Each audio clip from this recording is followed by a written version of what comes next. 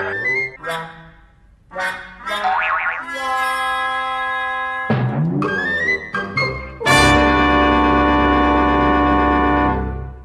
don't care how many books Richard Dawkins reads or writes, and how many of them you read.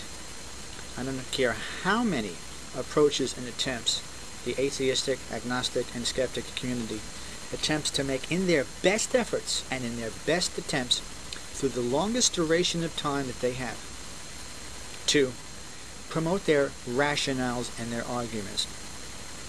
Richard Dawkins has now become the high priest of the atheist evolutionary religious cult, is what it's become, and it's going to grow as hiding behind the guise of being scientific.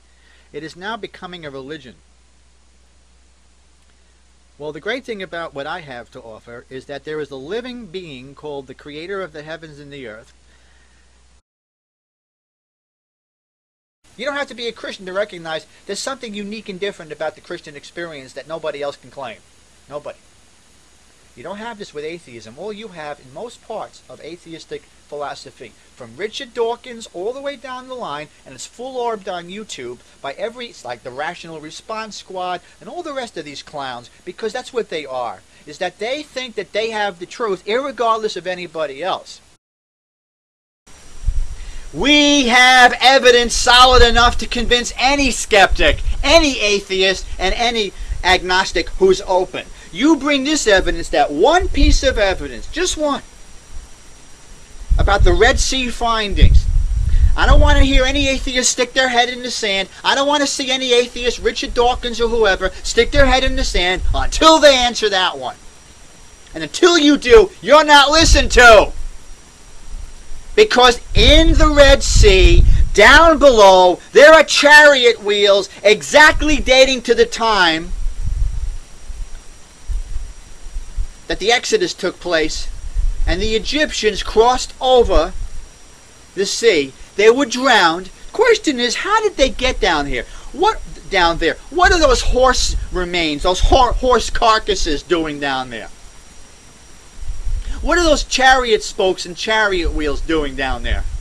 Dating back to that exact date.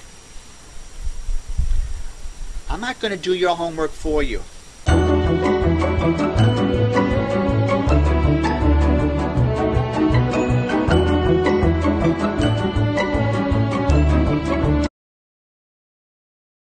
Richard Dawkins goes around the countryside promoting his book, The God Delusion, and has even gone as far as to say that any parents that teach their children about God should be arrested.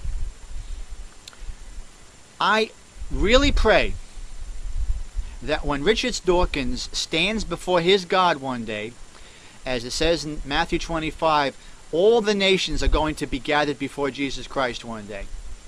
I pray that God takes the book that Richard Dawkins wrote, The God Delusion, autographs it, hands it back to Richard Dawkins just before Jesus Christ says, "Depart from me, you cursed, into the everlasting fire prepared for the devil and his angels."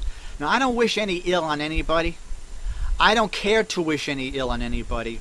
But I am so sick to death of this scientific, atheistic, egghead moron lying about God, knowing that God is real in his own heart because God says so.